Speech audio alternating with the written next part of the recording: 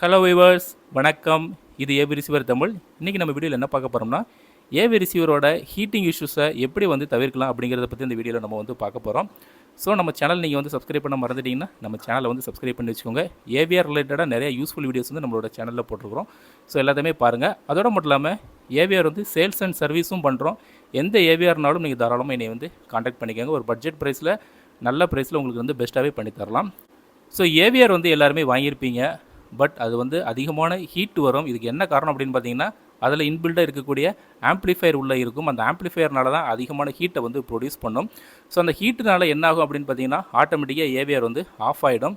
ஏன்னா over heat ஆகி amplifier அடி வாங்கிடும். அதனால தான் அவங்க அந்த ஒரு சென்சார் உள்ளே இருக்கும் ஆம்ப்ளிஃபையரில். அது சர்டன் ஹீட்டு தாண்டும் போது ஆட்டோமேட்டிக்காக அந்த சென்சார் ஏவிஆர் ஆஃப் பண்ணி விட்டுரும். ஸோ இது எந்த மாதிரியான சுச்சுவேஷன் நடக்கும் பார்த்தீங்கன்னா, அதிகமான ஹை வால்யூம் வைக்கும்போது இந்த மாதிரியான ப்ராப்ளம்ஸ் வரும். ஒரு 70, 75, 80 அந்த ரேஞ்சில் நீங்கள் படம் பார்க்கும்போது இந்த மாதிரியான ஹீட்டிங் இஷ்யூஸ் வர்றதுக்கு வாய்ப்புகள் அதிகமாக இருக்குது. இதனால் என்ன ஆகும்னா, ஒரு 5 to 10 மினிட்ஸில் ஏவிஆர் ஆஃப் ஆகிடும். நம்ம இன்ட்ரெஸ்ட்டாக படம் பார்க்கும்போது டக்குன்னு ஆஃப் ஆகிடும். ஸோ இதை தவிர்க்கிறதுக்காக தான் நம்ம இந்த மாதிரியான ஃபேன்ஸ் யூஸ் பண்ணுறோம். ஸோ இந்த ஃபேன் பார்த்தீங்கன்னா டேரெக்டாக 230 வோல்ட்டில் ரன் ஆகக்கூடிய ஃபேனு. ஸோ இதுக்கு எந்த ஒரு அடாப்டர் எதுவுமே தேவையில்லை. டேரெக்டாக கரண்ட்டில் நம்ம அப்படியே போட்டு இதை ரன் பண்ணலாம். இது பெர் மினிட்டுக்கு 3000 RPMல ரன் ஆகக்கூடியது. மேலே இருக்கக்கூடிய இந்த ஃப்ரேம்லாம் பார்த்திங்கன்னா எல்லாமே மெட்டல் ஃப்ரேம் இது.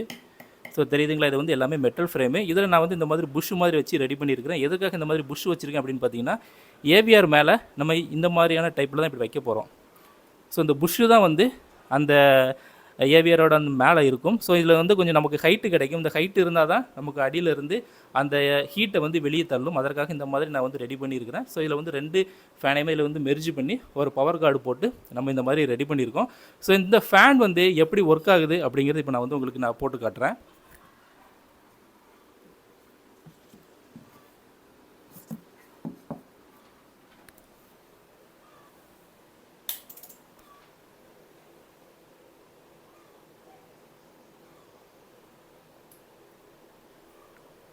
இப்போ இந்த 2 ஃபேனுமே ரன் ஆக ஆரம்பிச்சிச்சு.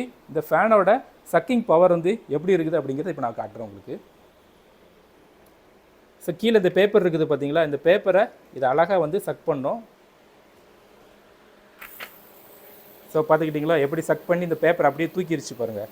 ஸோ இந்த அளவுக்கு இதோட சக்கிங் பவர் இருக்குது. அதனால் இன்பில்ட்டாக இருக்கக்கூடிய அந்த ஹீட்டை அப்படியே வெளியில் தள்ளிடும் இந்த ஃபேனு. ஸோ சவுண்டு எதற்காக வருது அப்படின்னு பார்த்தீங்கன்னா, இந்த பேப்பர் அந்த ஃபேன் மேலே படுறதுனால தான் சவுண்டு வருது. மற்றபடி நாய்ஸ் எதுவுமே அவ்வளோவா வராது. அகைன் நான் உங்களுக்கு பண்ணி காட்டுறேன். ஸோ இப்போல்லாம் நாய்ஸ் தெரியல பாருங்கள். எனக்கு பேப்பர் கிட்ட கொண்டு போகும்போது நாய்ஸ் வரும், அந்த வருதா. ஸோ இதுக்கு காரணம் அந்த பேப்பர், இந்த லீஃபோட அந்த பேப்பர் உராசுறனால தான் இந்த மாதிரியான சவுண்டு வருது. ஸோ இந்த மாதிரி ஃபேன் ஓடும்போது நம்ம ஏவிஆர் மேலே இப்படி வச்சிடலாம். இப்படி 2 ஃபேன் இப்படி நம்ம போட்டோம்னா எந்த ஒரு ஹீட்டிங் இஷ்யூஸுமே வராது. அது வாட்டுக்கு ஏவிஆர் எவ்வளோ நேரம்னாலும் அது வாட்டுக்கு ஓடிக்கிட்டே இருக்கும். ஸோ இந்த ஃபேனை நம்ம ரெடி பண்ணி சேல் பண்ணிக்கிட்டு இருக்கிறோம். உங்களுக்கு தேவைப்பட்டுச்சுன்னா, உங்களோட ஏவிஆர் அதிகமாக ஹீட் ஆகுது, உங்களால் நார்மலாக படம் பார்க்க முடியல அப்படின்னா நீங்கள் தாராளமாக இந்த ஃபேனை நீங்கள் என்கிட்ட பர்ச்சேஸ் பண்ணிக்கலாம். ஸோ நீடு இருக்கிறவங்க என்னோடய நம்பருக்கு காண்டாக்ட் பண்ணிக்கோங்க. என்னோடய நம்பர் பார்த்தீங்கன்னா 9842019877. இந்த ஃபேனை தவிர்த்து நம்ம ஏவிஆர் ரிலேட்டடாக எல்லா எக்யூப்மெண்ட்டுமே சேல் பண்ணிக்கிட்டு இருக்கிறோம். ஸோ இதில் ஒரு பவர் ஆம்ப்ளிஃபையர் இருக்குது, ஸ்டீரியோ பவர் ஆம்ப்ளிஃபையர். இதுவுமே சேலுக்கு தான் இருக்குது. மரான்ஸோட power amplifier 140 watts per channel. So இது கொஞ்சம் ஓல்டு. ஸோ இதுவுமே நம்மக்கிட்ட சேலுக்கு அவைலபிளாக தான் இருக்குது.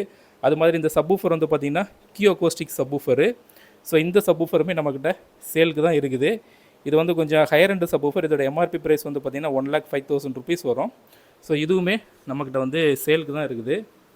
ஸோ இது கூட உங்களுக்கு நான் கண்டிஷன் காட்டுறேன். புதுசாக இருக்கும், அப்படியே ஒரு கஸ்டமர்கிட்டருந்து எக்ஸ்சேஞ்சுக்காக எடுத்தது. ஸோ எந்த ஒரு டேமேஜ் எதுவுமே இருக்காது, அப்படியே புத்தம் புது கண்டிஷனில் இருக்கும் இந்த சப்வூஃபரு. கியோகோஸ்டிக்ஸோட sealed subwoofer. Maximum sealed subwoofer கிடைக்கிறது ரொம்பவே கஷ்டம். ஏன்னா சீல்டு சப்வூஃபர் அதோட எஃபெக்ட் ரொம்ப அக்யூரஸியாக இருக்கும். ஸோ இந்த சப்வூஃபருமே நம்மகிட்ட அவைலபிளாக இருக்குது. இது தவிர ஏவி ரிலேட்டடாக என்ன ஒரு ப்ராடக்ட்ஸ் உங்களுக்கு தேவைப்பட்டுச்சுனாலும் நீங்கள் தாராளமாக என்னை காண்டாக்ட் பண்ணிக்கலாம். ஸ்பீக்கர் வேணாலும் சரி, ஏவிஆர் வேணாலும் சரி, பவர் ஆம்பிளிஃபையர் புதுசு வேணாலும் சரி, நீங்கள் தாராளமாக என்னை காண்டாக்ட் பண்ணிக்கலாம். ஓகே வியூவர்ஸ், நம்ம சேனல் இது வரைக்கும் சப்ஸ்கிரைப் பண்ண மறந்துட்டீங்கன்னா நம்ம சேனலை சப்ஸ்கிரைப் பண்ணிக்கோங்க. மீண்டும் அடுத்த வீடியோவில் சந்திக்கலாம். தேங்க்யூ.